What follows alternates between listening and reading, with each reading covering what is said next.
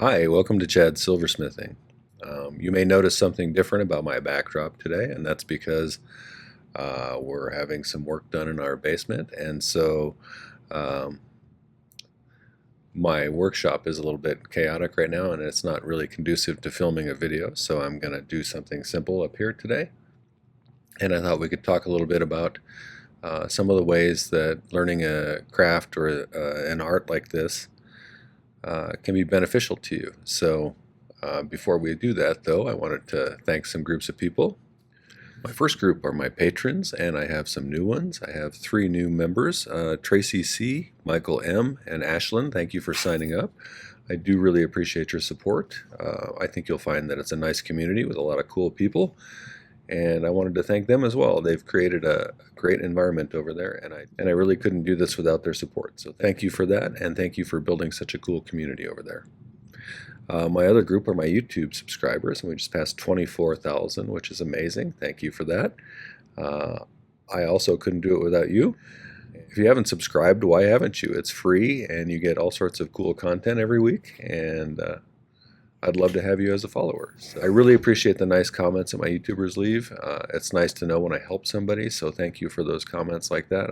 It's good to feel like you're doing some good, and it's nice to get to know a lot of you, even if it's through the internet.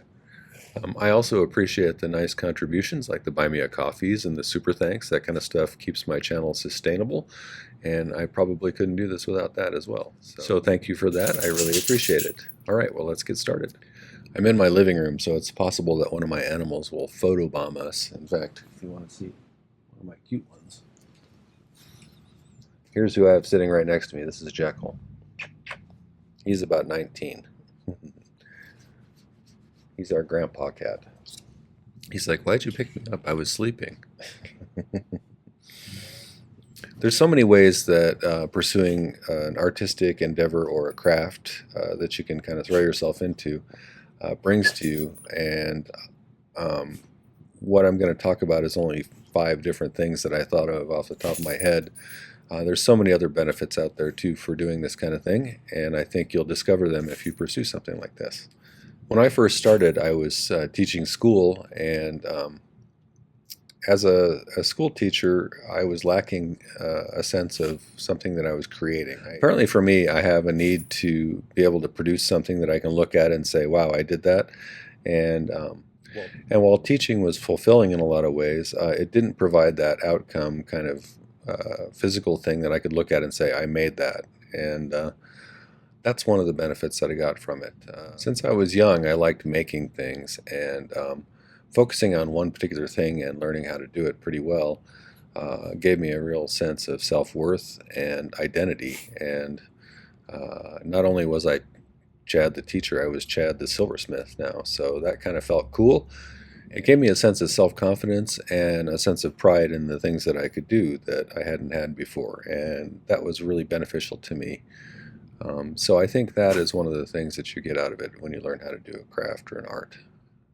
Second, in the chaotic world that we live in now, and the economic situation that forces everybody to work all the time and never have time out for themselves, I found that doing something like this allowed me to fall into what I was doing and forget about the things that I was worried about. So mental health-wise, it provides an escape from your everyday stresses, and it's wonderful when you can just lose yourself in it and start creating something and forget about everything else. That is probably the key benefit for me. It keeps me sane when the world doesn't seem very sane, and so I think it's useful for that, and it's a good exercise in mental health if you take the time to learn how to do something really well.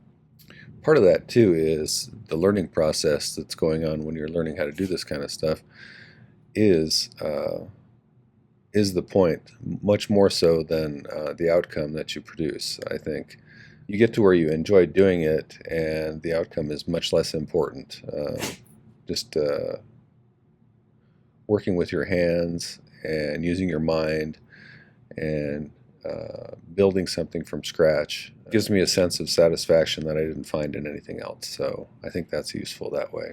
This is a big one that I didn't expect, and it's more recently come into play because I started teaching classes in 2003 or 2004 once I had the setup to do that, and that provided me with a sense of community that I hadn't had before.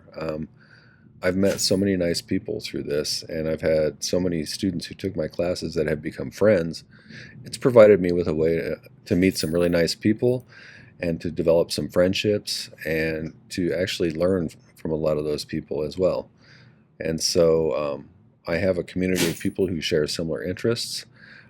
Since I started doing the YouTube channel, I've met people all over the world and gotten to know them at least through the internet, and that has been marvelous. And I really enjoy chatting with people from different cultures and different countries. The general outpouring of generosity and kindness has been overwhelming, and I did not expect that to happen when I did the YouTube channel. But when you do start doing a hobby and start taking it seriously, you will find that you end up meeting a lot of cool people involved in the hobby too. So I think that's awesome, and that's healthy, and that's good for you. So that's another benefit of doing this. Well, I've gotten to know people all over the world through my YouTube channel, and that's really kind of cool. So I never had that opportunity before, and I really enjoy that. We live in an increasingly mass-produced world where things are just throwaway. You buy something, you use it, and when it wears out, you just get rid of it. It's nice to be able to take the time to learn how to do something that's really made with quality and meant to last a lifetime. And I think that's because of how everybody's so busy and the world is so fast-paced, and everybody's struggling to make ends meet and everything. It's some of the artisan maker kind of crafty things are getting pushed to the side, and some of them are probably getting lost because some of the really interesting crafts that people have done over the years nobody is pursuing anymore. So I think it's valuable in itself to preserve something like this so you can pass it on to other people. I think that's not only adds to our culture, but it is a valuable thing for young people as well. So if you know how to do this, you can pass it on to somebody else, who can pass it on to somebody else, who can pass it on to somebody else. That's the way it's been for centuries, and I'd hate to see that kind of thing go away because of how much benefit I've gotten from this. I know someone else who learned it from me might get the same kind of benefit, so at least I hope so. And finally, this is less important, I think, than the mental health benefits that you get out of making jewelry. You really find yourself enjoying this, it can become a career. It can be beneficial to allow your hobby to turn into a career and a money-making venture for you. There are some caveats to that, though. If that's your sole purpose in doing this, you kind of lose sight of what you originally started doing this for, and so you have to be a little careful about that. You don't want to let go of the stuff that makes it valuable to you in order to make money. With that being said, it can turn into a business and still be enjoyable as well. So you just have to balance the business side of it with the personal growth side, and I think that's possible. Sometimes I get so tied up in making these videos that I rarely have time to sit down and just make something for fun. And I miss that a little bit, but I also, what I'm doing here forces me to try to do different things all the time, which is a growth thing for me as well. So if you're just making a ton of stuff that's all the same in order to sell at a show or something, that's not as much fun as when you're making unique pieces. Turning a hobby into a business can be problematic in that that can suck all the fun out of it and all of the artistic sense that you have because you're worried about producing enough inventory to sell or whatever. There have been times during my silversmithing journey that I've been in financial situations where I was just trying to make money, and that was much less satisfying than when I'm just trying to learn how to do something better or to make something beautiful. So you have to find a way to balance that in there and still be able to have it as a business. That's okay. It also brings a sense of satisfaction when people ooh or ah over your things and want to buy them from you. So that's a sense of pride for me as well. So for me, to kind of summarize some of the main benefits that I've gotten out of doing this, and I think you could too as well if you pursue this, it gives me a sense of self-worth, and a sense of identity. I'm Chad the silversmith now, not just Chad. And it provides, it allows me to lose myself in things. I can fall into it and forget about my problems and focus solely on making something pretty, and that's, I think, a mentally healthy thing to do. Third, I've developed a really nice community around this.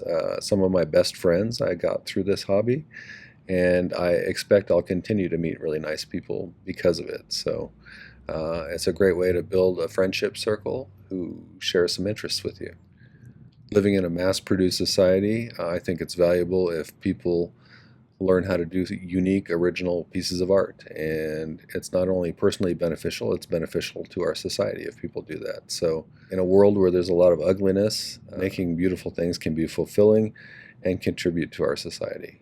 And finally, you can turn it into a career if you want to and make some money, as long as you keep in mind that you want to not lose the joy of making stuff that you originally start out doing. So if you can find that balance between those two things, you can probably make a nice career out of this. And these are the 5 things I thought of off the top of my head this morning with my shop in chaos. So there's many other benefits, and I'd love to hear what kind of benefits you guys get from it. So leave me a comment in the section telling me the kinds of things that you find were made better in your life by this particular pursuit, or some other pursuit that's similar. It's a great way to enhance the quality of your life. Okay, well, that was a few ways that I think pursuing an art or a craft can really benefit you personally.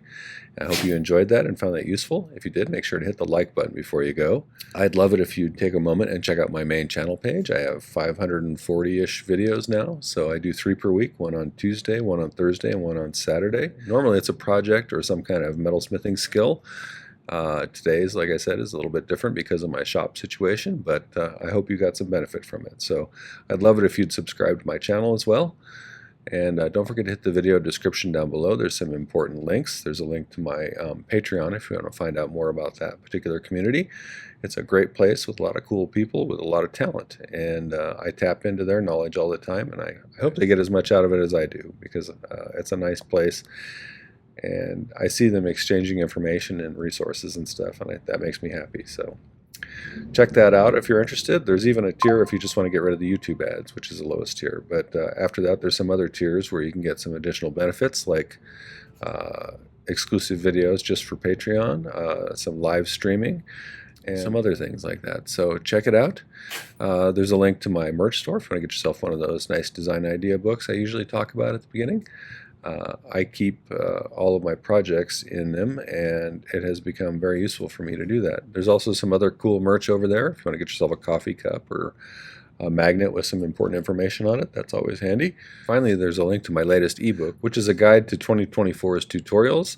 It's got 170 plus pages in it. Each one is about a particular tutorial I did, including a picture of the sketch that I drew, final outcome of the product, and a list of materials, a difficulty rating, and some additional notes that I made about the project itself regarding whether I liked it, whether it was a hard one, whether I felt like I would do it differently if I did it again, things that I learned from that particular project, because I almost always learn something when I do something new. So I think it's a great way to have a whole bunch of projects right at your fingertips, and a nice way to support my channel. So get yourself one of those.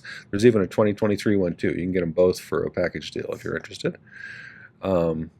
So yeah, thanks for coming by today. Take care. Happy silversmithing.